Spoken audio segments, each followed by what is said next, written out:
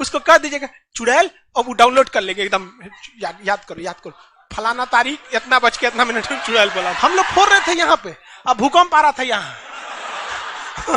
Phone किया America को कि बकलवा आंधी उंधी ना उठ लो, फोड़ दिया वो परमाणु बम। थोड़ा बहुत कॉम्प्रोमाइज करके चलिए, भीड़ रहता है ना तो बहुत दिक्कत हो जाता है। लड़की लोग को कहते हैं जितना तकलीफ लड़के सह के पढ़ते हैं ना, आप लोग पढ़ाई छोड़ दीजिएगा। इन बेचारों को देखिए ना कितना मेहनत है। देखिए इसको, किसी लड़की को हम बोल देंगे काला सांड या मंगरैला तो कल से क्लास छोड़ देगी, कोई ठीक नहीं, जाके FIR लिखवा देगी। ये बेचारों को झोरते रहते हैं, डांटते रहते हैं, जमीन पे बैठा रहता है, लसराया रहता है। इसे हाँ, लड़कों का दिल एक्चुअली होता ही नहीं है ऐसा। हम तो अपने को भी बोल देते हैं मंगरैला। लड़के किसी चीज को न सुनते ऐसे निकाल देते हैं, मतलब वो खराब चीज को सुनेगा सब निकाल देगा सब। लड़की उल्टा होता है, वो बढ़िया का चीज निकाल देती है। हाँ, खराब का डाउनलोड कर लेती है सब। उसको कह दीजिएगा चुड़ैल, और वो डाउनलोड कर लेंगे एकदम। याद करो फलाना तारीख इतना बज के इतना मिनट में चुड़ैल बोला था। चलो डिस्टर्ब नहीं, चलिए याद देखिए। ये नहर का नाम बता सकते हैं? इंदिरा गांधी नहर। दुनिया की सबसे लंबी सिंचाई नहर इंदिरा गांधी ने। दुनिया की सबसे लंबी नहर भी तो इंदिरा गांधी। 1974 में इंदिरा गांधी ने डिसाइड किया कि हमें क्या बनाना है, परमाणु बम बनाना है। कब डिसाइड किया इन्होंने? 1974 में। बट उस समय हम लोग उतना डेवलप नहीं थे, तो हम लोग यहां पर मई 1974 परमाणु बम का परीक्षण करने के लिए सोचे। लेकिन 1974 में हम लोग उतना डेवलप नहीं थे। 1974 में हम लोग के यहाँ मोटरसाइकिल नहीं थी बढ़िया, राजदूत उष्टू टाइप का थी सब। वहां फ्रीडम तो इधर आया है यार, 1974 में फ्रीडम कहाँ था? यमाहा वगैरह था। यहाँ पर इन्होंने पोखरण में परमाणु परीक्षण किया, लेकिन गलती से वो उतना सक्सेस नहीं हुआ जितना होना चाहिए था। उस परीक्षण का जो नाम था, उसका नाम था स्माइलिंग बुद्धा। क्या नाम था? स्माइलिंग बुद्धा। तो हो गया बात वही, भड़कइबो किए लोग, फूस दे करके रह गया, पकड़ा गए हम लोग। अब अमेरिका हम लोग पे दबाव बना दिया। अमेरिका ने एक नियम बना दिया CTBT और CTBT, comprehensive test ban treaty. कोई भी व्यक्ति परमाणु बम का परीक्षण नहीं कर सकता है, और बैन लगा दिया। ना आपको जल पे परीक्षण करने देंगे, ना थल पर परीक्षण करने देंगे, ना हवा में परीक्षण करने देंगे, पूरा बैन लगा दिया। और NSG बना दिया, national supplier group, nuclear supplier group, कि कोई भी देश भारत को मतलब यूरेनियम नहीं देगा। तो हम लोग पास यूरेनियम ही नहीं था, चोरी छुपे हम लोग यूरेनियम मंगाते भी तो CTBT था, परीक्षण करने नहीं देगा। भारत ना NSG को माना है ना CTBT को माना है, और NPT लगा दिया, न्यूक्लियर नॉन प्रोफिलरेशन ट्रीटी, नाभिकीय अप्रसार संधि, की कोई भी देश दूसरे देश को मतलब टेक्नोलॉजी नहीं बेचेगा कि परमाणु बम बनता कैसे। मतलब साला चोट्टा चारों ओर से घेर दिया। कभी कभी गरिया देते हैं यार, क्या हम मशीन थोड़े हैं कि जो सेट कर दिए वही बोलेंगे। देश पे बात आती है तो हम सब भुला जाते हैं। तू दोस्त है, ट्रम्प है कि बाइडेन है, सोच रहा भाड़ में जा तू, कोनो चीज हो। या पहले हमको मतलब तुम बनाओ परमाणु बम, कोई दिक्कत नहीं, हम लोग दिवाली वाला धुकधुकुआ बनाएंगे। मतलब NPT क्या कहता है? न्यूक्लियर नॉन प्रोफिलरेशन ट्रीटी, नाभिकीय अप्रसार संधि, कि कोई देश दूसरे देश को परमाणु टेक्नोलॉजी नहीं देगा। NSG, कोई देश मतलब बिना परमिशन, NSG के बिना मीटिंग के मतलब यूरेनियम सप्लाई नहीं करेगा। और यूरेनियम उसी को सप्लाई करेगा जिसने CTBT पर साइन किया कि हम परमाणु बम का परीक्षण नहीं करेंगे। जी भाई साहब, परीक्षा माने बम बना के क्या कर लेंगे? मान के चलिए हमारे पास टेक्नोलॉजी आ गया, ठीक है, और NSG से हम सप्लाई करके यूरेनियम भी ले लिए। NPT कहता है बम परीक्षण नहीं करने देंगे। तो भाई बना के रखने से थोड़े होता है, एक बार पटके उठकेंगे तब ना समझ में आएगा काम कर रहा है कि नहीं। पता चला बना के रख लिए, युद्ध में पटके तो धुआं दे के रह गया। तो एक बार परीक्षण मतलब चारों ओर से हम लोग को घेर दिया था। अब भारत वाले वैज्ञानिक भी तो मतलब है सब उसी हिसाब के ना। भारत वाले ने कहा कि एक काम कीजिए, एक समझ में नहीं आ रहा है, अमेरिका से कहिए तू हमारे यहाँ परमाणु बिजली घर लगाओ। तो इंदिरा गांधी थी ना, अमेरिका को फुसला दी, कही कि देखिए ना गुजरात में हमारा तारापुर जगह है, वहां परमाणु बिजली घर लगाना है, उसमें बिजली बनेगा लाइट बत्ती जलेगा, आप बिजली घर लगाइए। सुने हैं कि 300 करोड़ का खर्चा आता है, जबकि 200 करोड़ का खर्चा आता था। तो अमेरिका लपलपा गया कि अरे दादा बिना मोलाई तो रेट बढ़ा दी है। अजब हाल है भाई, महिला मोलाई ना करे, ऐसा हो सकता है? महिला को कोनो सामान फ्री में कहेंगे तो कहेगी 2 गो दे दो।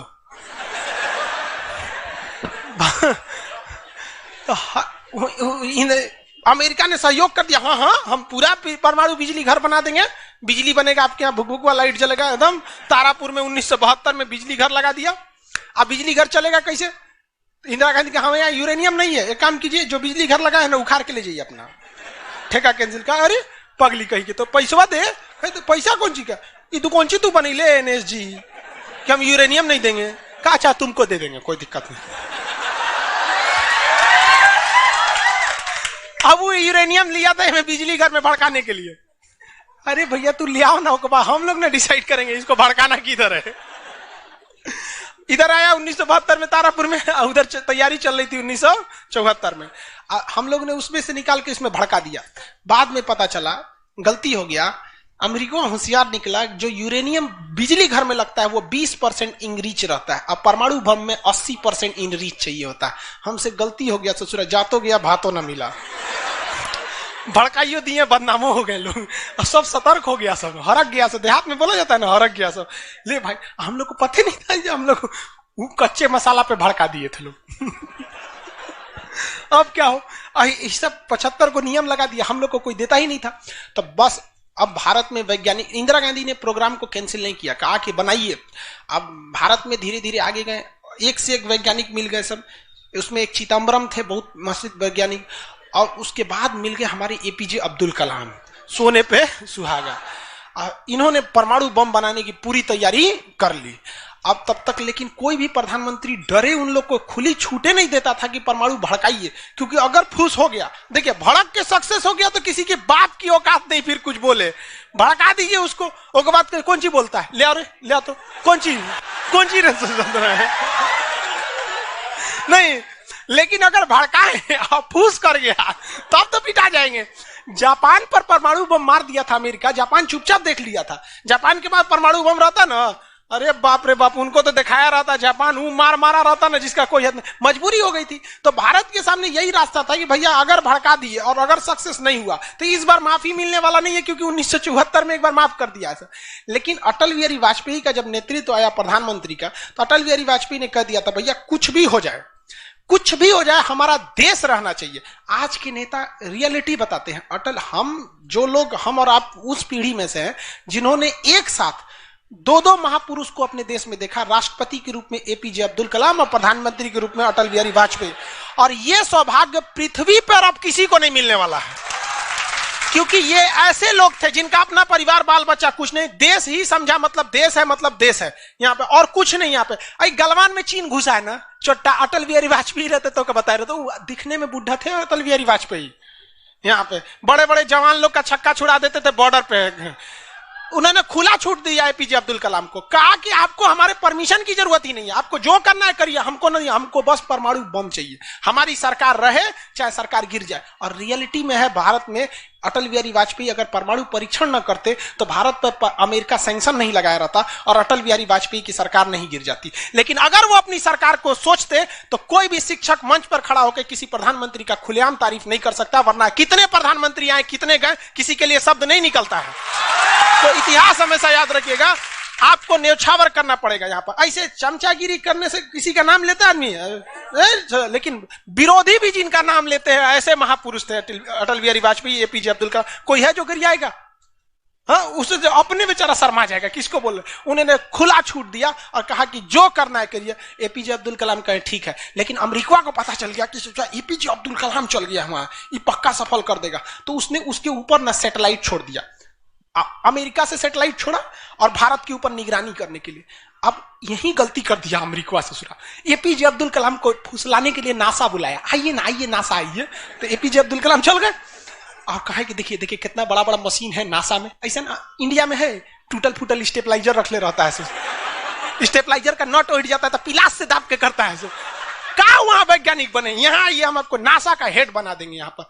कहा कि ठीक है, हम नासा का हेड, हम क्या करेंगे, हमारा कौन है, ना बाल बच्चा ना कुछ, एक को चीज है मेरे लिए, मेरा दुनिया में कुछ नहीं है, केवल और केवल मेरी भारत माँ है, आप वो भी छीन लेंगे हमसे, ऐसा थोड़े हो सकता है। उन्होंने कहा नहीं, और यहीं से थोड़ा उससे गलती हो गया। वहीं पर उन्होंने देख लिया था कि अमेरिका ने भारत के ऊपर क्या लगा रखा है, सैटेलाइट मॉनिटरिंग के लिए, और वहां पे उसने अमेरिका की सबसे बड़ी गलती हो गई। यहां आने के बाद उन्होंने बता दिया, देख भैया हम जो काम कर रहे हैं ना, सारा अमेरिका क्या कर रहा है, सैटेलाइट से देख रहा है। तो सब वैज्ञानिक का असर ले, भड़काने से पहले तैयारी करना पड़ता है 1.5-2 महीना की। अब क्या किया जाए, तो कहे कि देखो भाई, इस अमेरिका की जो सैटेलाइट जाता है ना, दोबारा घूम के आने में ना लगभग 1-1.5 घंटा का गैप हो जाता है। इसी बीच में जो करना है करो। कहा कि 1.5 घंटा में कौन सी करेंगे। तो अटल बिहारी वाजपेयी ने खुला छूट दिया था किसको, एपीजे अब्दुल कलाम। एपीजे अब्दुल कलाम ने कह दिया ना कि एक काम कीजिए, ऐलान कर दीजिए कि यहां मिलिट्री एक्सरसाइज होने जा रहा है, सेना यहां युद्ध अभ्यास करेगी, कैसे युद्ध लिया जाता है, एकदम ओरिजिनल युद्ध का मैदान। अब युद्ध में कहीं घर बन रहा है तो कोई पूछ रहा है काहे लिए बन रहा है, तो इसी पे जो बम मार के प्रैक्टिस करेंगे। घर नहीं बन रहा था, वो इसलिए बन रहा था कि परमाणु बम कितना खतरनाक होगा। लोगों को लगा कि फौज इस पे मार के देखेगी कितना तबाही मचा रहा है। अरे भाई साहब बकलोल, वो तैयारी अब्दुल कलाम ने करवा रहे थे कि जब फोड़ेंगे तो देखेंगे कि घरवा उधिया रहा है कि नहीं। तो लोगों को लगा हम मिलिट्री एक्सरसाइज कर रही है, सब चीज काम हो गया। लेकिन अमेरिका को कहीं ना कहीं भनक लग गया, क्योंकि हर घर में सतयुग से कलयुग तक साले विभीषण हर जगह मिलते हैं। भारत में कोनो जाके कह दिया वहां पर, तो भनक लग गया। तो अमेरिका ने उस सैटेलाइट की टाइमिंग घटा दी। अब जो घंटों का गैप रहता था वो चंद मिनटों का गैप रह गया, 20-20 मिनट का गैप रहता था। लेकिन इन लोगों ने अपना काम निपटा के रख दिया था। लेकिन समस्या ये थी ना कि सब चीज तो बन के रेडी हो गया, हर चीज रेडी हो गया, लेकिन अगर परमाणु बम फोड़े और फूस दे करके रह गया, तो समस्या यही थी। भड़क गया तो टेंशन ही नहीं था। तब क्या किया गया, सैटेलाइट हुआ तो रहेगा। तो अटल बिहारी वाजपेयी का पूरा छूट था, एपीजे अब्दुल कलाम को इनको टेंशन ही नहीं था। उन्होंने कह दिया अटल बिहारी वाजपेयी से कि काम करते हैं हम अब आ गया, हम मई में इसका बम फोड़ देंगे कोनो दिन में, 9 तारीख चाहे 11 तारीख कोनो दिन हम फोड़ देंगे। तो कहें कि भाई आपको जो करना है करिए ना, हमको मत बताइए, हमको बस परमाणु बम चाहिए, बाकी अमेरिका कौन चीज करेगा हम देख लेंगे यहाँ पर। तो अटल बिहारी वाजपेयी से खुला छूट मिल गया। अब इन्होंने 9 मई 1998 डेट क्या कर दिया, डिसाइड कर 2 दिन किया था, एक 9 मई को भी, फिर 11 मई को। पहले 11 मई 1998 शक्ति 98 कोड नाम था। जैसे अमेरिका का सैटेलाइट गुजरा, पूरी तरह से कैलकुलेशन हो गया था कि कैसे कैसे होने वाला है। अमेरिका का सैटेलाइट जैसे गुजरा, तुरंत यहां पे भारत का परमाणु बम को ब्लास्ट किया गया।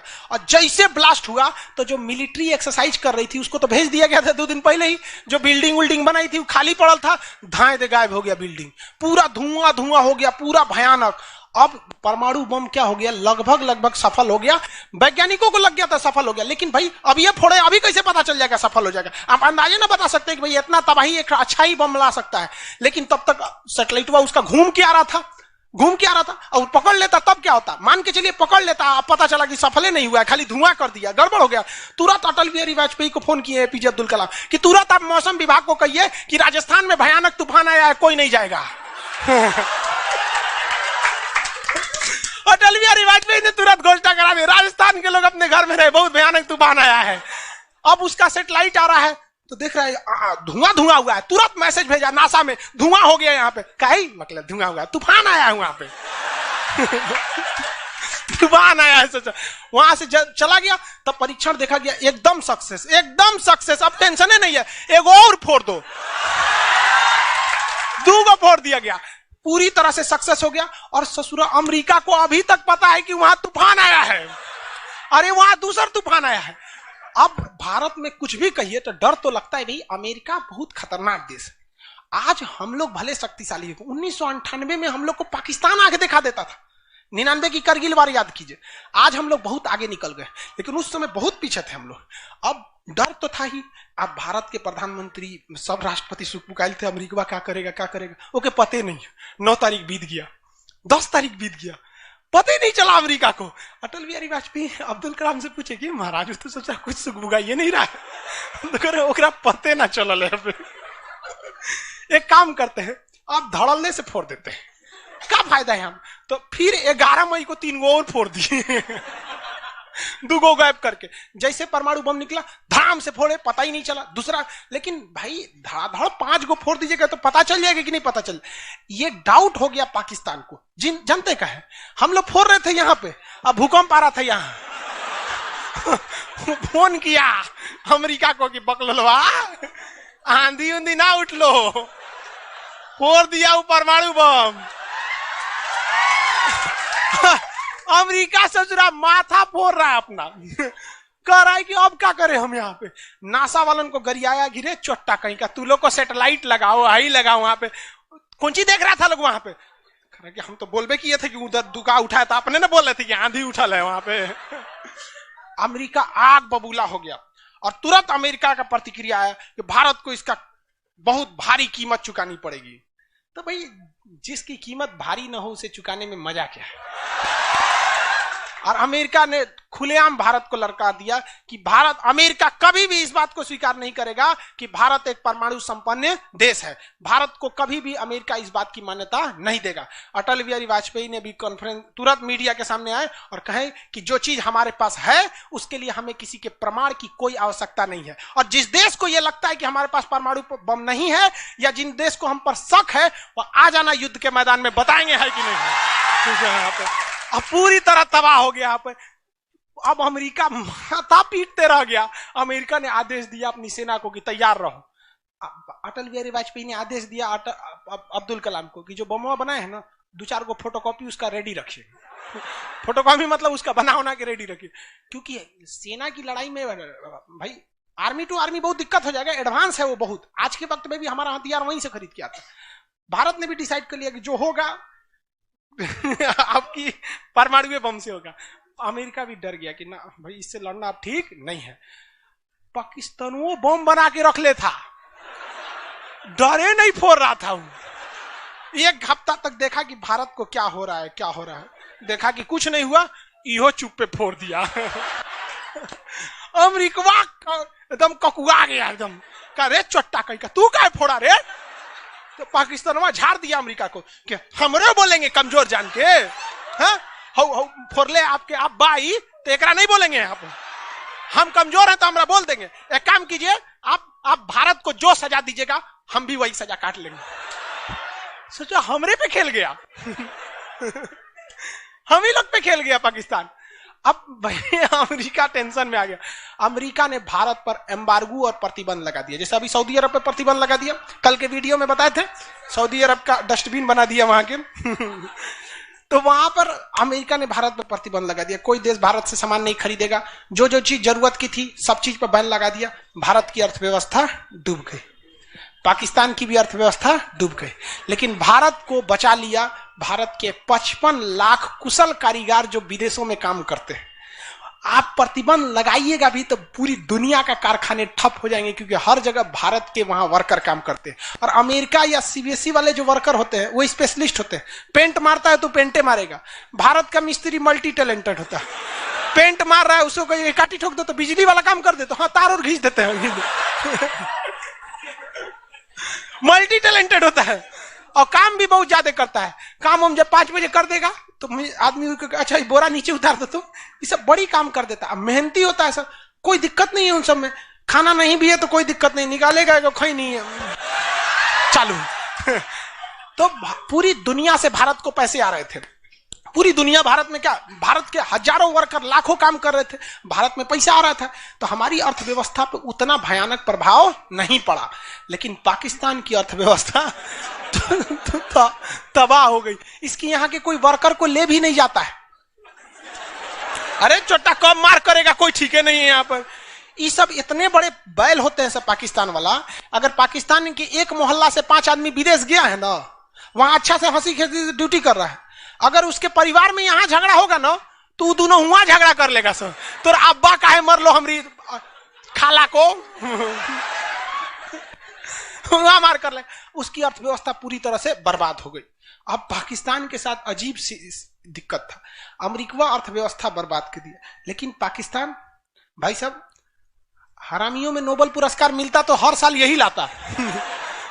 इसने कहा कि एक काम करते हैं, अमेरिका ने हमको ऐसा बर्बाद किया है कि परमाणु बम होने के बावजूद हम तड़प के रह जा रहे हैं। हम भी अमेरिका को तड़पाएंगे। यह कहता है ना कि हम किसी से खरीद नहीं सकते हैं, व्यापार नहीं कर सकते।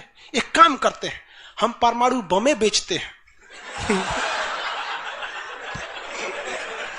ससुरा उत्तरी कोरिया को बेच दिया। किंग जोंग पगला को देखे, उसका टेक्नोलॉजी पाकिस्तान दिया है।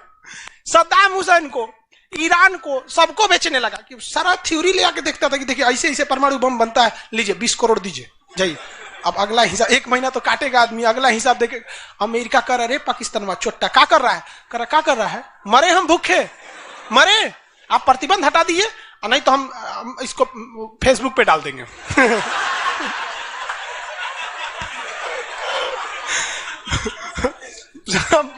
अमेरिका पगला गया, अमेरिका प्रतिबंध हटाया।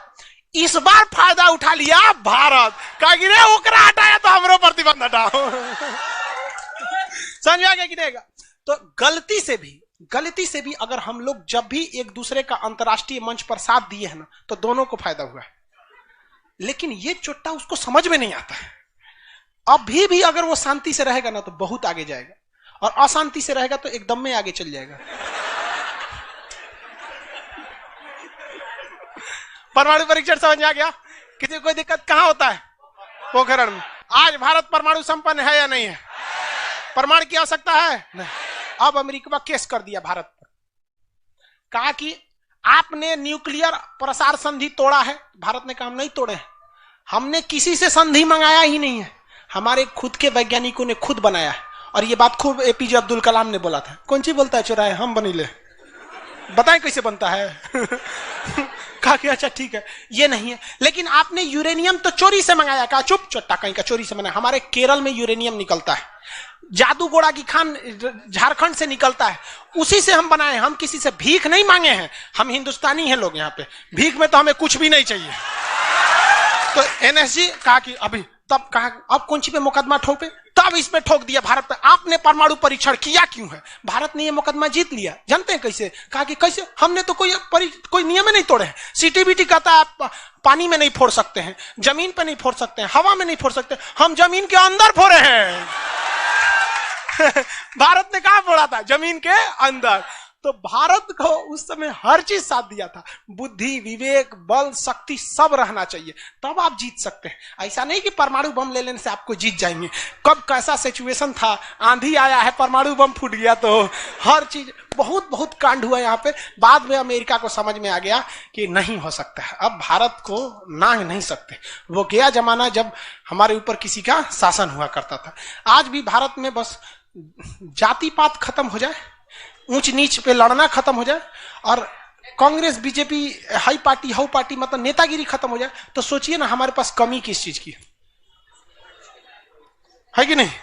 नेतागिरी तो सॉल्व हो सकता है। यूपीएससी का एग्जाम कंपलसरी कर दीजिए नेता बनने के लिए।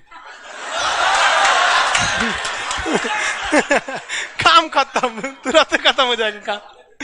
आप इसको समझ में आ गया कि नहीं? लाइव वाले सब लोग समझ में आ गया? अब आगे कल समझेंगे लोग। आज के